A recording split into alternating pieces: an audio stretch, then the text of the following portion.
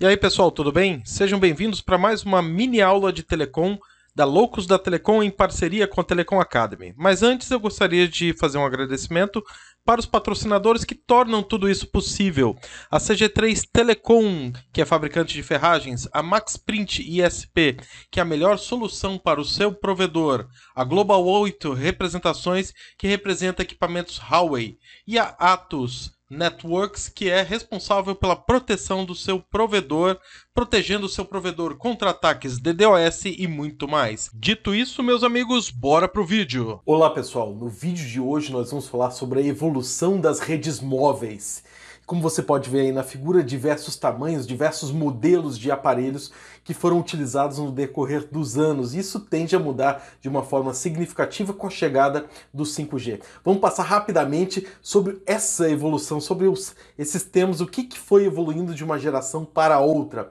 Mas antes de falar sobre o telefone celular, eu gostaria de falar sobre o pager, que vulgarmente era chamado de bip.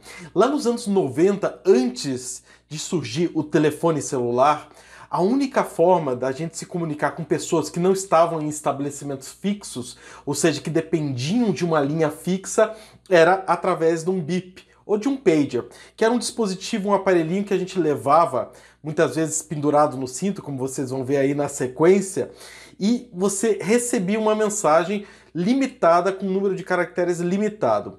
Esse aparelhinho ele não mandava nenhuma mensagem, ele só recebia. E a única forma dele receber essa mensagem era você ligando para uma central e a central repassava a mensagem para esse dispositivo. E essa mensagem você não digitava, não era automático, você tinha que falar com uma atendente para ela digitar a sua mensagem e mandar. Então era uma coisa assim extraordinária, era a única possibilidade de você estar fora de casa e poder ter algum tipo de comunicação. Então isso aí começou a vender que nem água. E o pessoal usava no cinto, assim, dessa forma. Era a última moda. Fala sério, você usaria isso aí? Hoje com certeza não, mas nos anos 90 eu garanto que você usaria, porque era uma baita de uma ostentação. Tinha gente até que usava mais que um, usava dois, três, só para se mostrar um cara importante. Então era uma baita ostentação o cara chegar num restaurante, andar no shopping assim com dois, três no cinto assim, tipo o cinto de utilidades do Batman, assim, negócio bem ridículo hoje em dia, né? Mas o pessoal usava na época o bip ou o pager, né? Olha como é que funcionava isso daí. Né? Deixa eu até colocar aqui toda a tela. Vamos supor que essa mocinha aí queira falar com o namorado dela que está lá no bar com os amigos. Ela tinha que ligar para uma central, uma atendente ia atender, né, ela ligava de um telefone fixo e a atendente falava qual que era a sua mensagem. Aí ela falava, por exemplo, beijo, me liga. Aí a atendente digitava, essa mensagem ia para uma antena omnidirecional que tinha um determinado raio na cidade e essa mensagem chegava para o namorado dela que estava lá no bar. Então muitas vezes essas atendentes recebiam chamadas, né, às vezes recados com palavrões mal educados. Na época eu trabalhava numa empresa dessas e muitas moças que trabalhavam como atendentes, elas pediam demissão porque elas achavam muito ofensivos os termos que o pessoal pedia. Então, era da coisa assim do arco da velha, né? Palavrões, coisas assim fora, né, impróprias que elas tinham que digitar e fazia parte do dia a dia delas. Então, elas acabavam, né, pedindo demissão, então tinha alta rotatividade. Eu trabalhei aqui em Curitiba, lá no centro, na principal operadora dessa aí na época, lá nos anos 90, antes do surgimento do telefone celular. Mas aí surge o celular de primeira geração, o 1G, o AMPS, que era uma telefonia analógica, ou seja, a modulação utilizada era analógica. Então a voz era transformada em sinal elétrico e esse sinal elétrico analógico era modulado numa portadora na banda aí de 800 e poucos megahertz. O grande problema do AMPS era a segurança na interface aérea. O que é isso, Carlos? Era o seguinte, às vezes você estava falando, você conseguia ouvir outras pessoas conversando também. Talvez por um mau dimensionamento de reuso de frequências e por uma porção de outros fatores que agora não vai dar tempo de falar. Mas ele foi um sistema exclusivamente projetado para a transmissão de voz, não tinha dados, não tinha imagem, não tinha música, não tinha nada. O telefone era esse aí, ó, só com a telinha para você colocar o nome. O nome desse sistema no Brasil foi chamado de AMPS, ou Advanced Mobile Phone System, que foi o mesmo dos Estados Unidos, um sistema patenteado pela Qualcomm, San Diego. Tá? E o aparelho que era mais ostentação de todos era esse daí, ó, o StarTAC, esse de flip.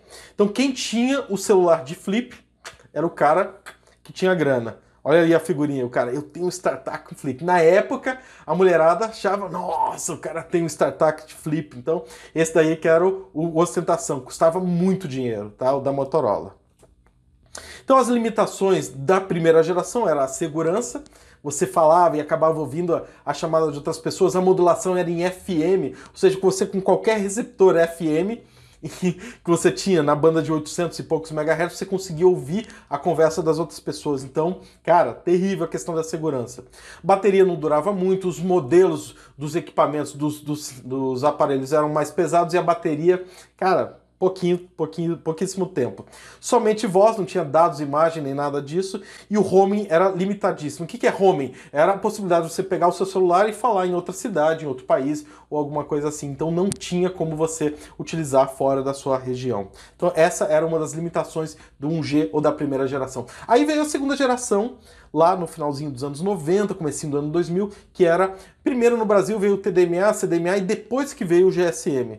E a grande novidade da segunda geração foi a utilização de um SIM card, que é esse chipzinho que a gente usa até hoje. Tá? Então, antes disso daí, o celular que você comprava na loja já vinha atrelado o seu número, não tinha um SIM card, o chipzinho. E o celular já tinha uma telinha um pouquinho maior, tinha aquele joguinho da cobrinha, do Snake, que era bem legal, tá? Mas ainda assim não tinha internet, não tinha nada disso. Era extremamente limitada a transmissão de dados. Afinal de contas, era tudo comutação por circuito. A comutação por pacotes entra agora aqui na segunda geração através do GPRS. O 2G foi dividido em 3 etapas: GSM, GPRS e ED. O GPRS, que foi um grande marco na telefonia móvel, porque a partir daí nós começamos a utilizar pacotes na rede wireless. Tá? E aí começa a rede de dados crescendo até o que é hoje. Tá? Então aqui, muitas vezes você já deve ter visto, né, um Ezinho aí no seu celular, que nem está aí na tela. Esse Ezinho aí é de ED. ED é uma das fases dos 2G. Então o 2G tem lá o 2G puro, que é o GSM, o 2,5G, que seria uma geração um pouco mais avançada, que é o GPRS, onde começa a trabalhar com pacotes na rede de dados, né? Uma rede de dados inicia aí na parte wireless, e o ED, que usa uma modulação, que é o 8PSK, que tem mais bits por símbolo, e você tem um throughput muito maior, uma velocidade muito maior. Então se hoje você está com o celular e tem um Ezinho assim, pode ter certeza que você está usando o 2G. Ou às vezes você encontra até um G, que aí é pior ainda, que é o GPRS, que é uma conexão de dados lá do 2G, uma taxa de transmissão bem pequena, na faixa aí de 14 e poucos kilobits por segundo. Então não é nada muito grande. Então o 2G foi dividido em GSM, GPRS, esse GPRS, esse P de packet, né? Então entra aí a parte de pacotes na rede móvel, e o ED, que é uma rede de pacotes com mais velocidade, porque nós temos um esquema de modulação muito mais eficiente, com 3 bits por símbolo, diferente do GMSK, que é utilizado no GPRS, que é 1 bits por símbolo, ou seja, você tem 3 vezes mais dados por símbolo dentro do ED em relação ao GPRS. E aí chega o 3G lá perto do ano 2000, e aí começa a nascer a internet no telefone celular. A partir desse momento se inicia a fabricação de telefones celulares com browsers. Então aqui já começa a ter equipamento, aí, aparelho com música, com dados e imagem. Então até então isso tudo era muito precário, não existia. Lá no finalzinho do 2G, no ED, já tinha alguns serviços de tempo, né, para verificar as notícias, banco muito limitado, mas você não conseguia assistir um YouTube, até porque a internet em si, mesmo na parte fixa, estava começando nessa época. Então o 3G veio a consolidar essa questão de conexão com a rede internet no telefone celular. E aí entra YouTube, alguns browsers e etc. Então o 3G começa a dar início a isso tudo a partir do ano 2000. A premissa do 3G era o seguinte: você ter uma taxa de transmissão parada de 2 megabits por segundo, a taxa de download, e o download em movimento de 384 kilobits por segundo. Claro, isso era uma premissa e até hoje, em alguns casos, você, se estiver enganchado, né, conectado num 3G, você não vai conseguir isso, dependendo aí do caso. Tem outros fatores, como modulação adaptativa, e outros fatores que não vêm ao caso agora, mas em uma outra oportunidade eu posso falar um pouquinho mais sobre isso. O aparelho do 3G, então, ele já tinha, não é? Começa a nascer em um touchscreen, que até então não era, eram celulares aí com teclado um pouco mais elaborado, e começa a ter alguns serviços de browsers e etc. O 3G, assim como o 2G, ele foi dividido em 3 etapas: 3G, HSDPA e HSDPA+. Na verdade, pode ser HSPA, que esse D é de downlink, e tem o HSUPA, que é uplink. O HSDPA mais o HSUPA seria HSPA, que seria o conjunto de estudo. HSDPA é um 3G com downlink com mais taxas de transmissão. O HSUPA é um 3G com uplink com mais taxa de transmissão. O conjunto do HSUPA com o DPA seria o HSPA, que não tem nenhum D aí, seria HSPA. Então, o 3G é o 3G puro, e o HSPA, o HSDPA, muita gente chama de HSDPA, é o 3,5G, e o HSDPA+, o HSPA+, seria o 3,75G, onde nós temos uma taxa de transmissão maior. Tudo isso com esquemas de modulação que fazem maior throughput. Modulação é o conceito mais importante dentro de telecomunicações, seja na rede móvel, seja na rede fixa. Então, se você já viu um H com um maisinho no seu celular, você está enganchado, né? Você está conectado numa rede 3G de 3,75G. Se for só o H, 3,5G. Então, o HSDPA+, ou HSPA+, você está com uma taxa de transmissão razoável, muito boa. Aí LTE, que aí é o 4G, que é um pouco mais que isso, um pouco não, bem mais do que isso, você estaria conectado com uma rede muito mais avançada, ok? O LTE, Long Term Evolution, que seria o 4G, aqui sim, ele já começa a ser uma tecnologia disruptiva que muda o comportamento das pessoas. Você já tem aí um Netflix, você já pode ter streaming dentro do seu celular, você pode ter aplicativos. No 3G os apps não eram tão usuais. A partir do 4G, o mundo dos apps se torna uma realidade. Lá nos anos 80, 90, a gente imaginava o futuro cheio de robôs. Os robôs, na verdade, se consolidaram através de aplicativos.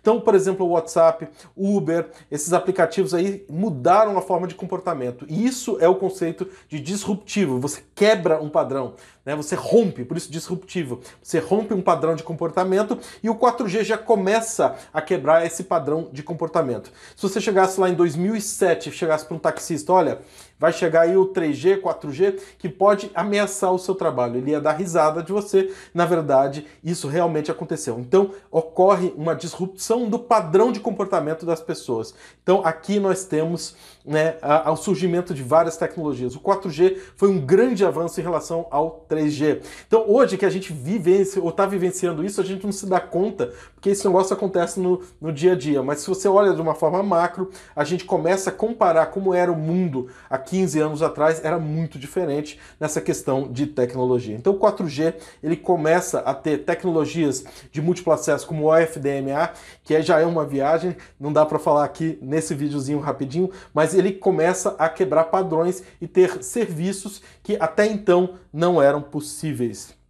Ele também, como a 2G e 3G, ele está dividido em 3 etapas: o LTE normal, que é o 4G normal, o LTE Advanced, que é o avançado, e o LTE Advanced Pro. Nós estamos nessa transição do Advanced Pro pré-5G. Tá? E essas tecnologias, a partir do Advanced, né, do 4.5G, entram em ação e começa a melhorar muito o throughput da sua rede, como Carrier Aggregation, que é uma facilidade que você pode conectar o seu celular não só a uma torre, mas até 5 torres ao mesmo tempo, pode proporcionar throughput para o seu celular.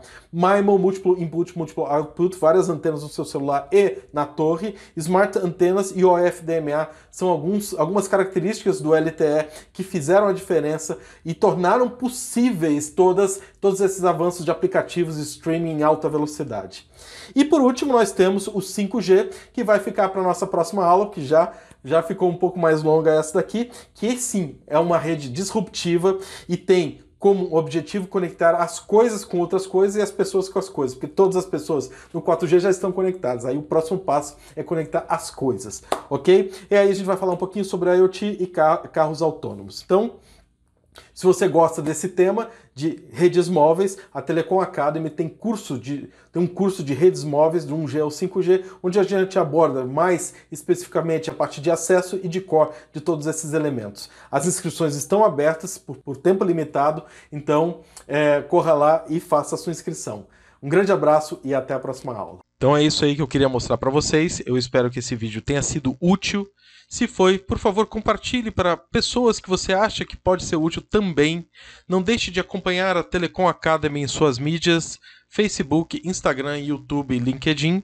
E não deixe de se inscrever no telecomacademy.com.br e baixar o seu e-book sobre redes de transmissão. Um grande abraço e até mais.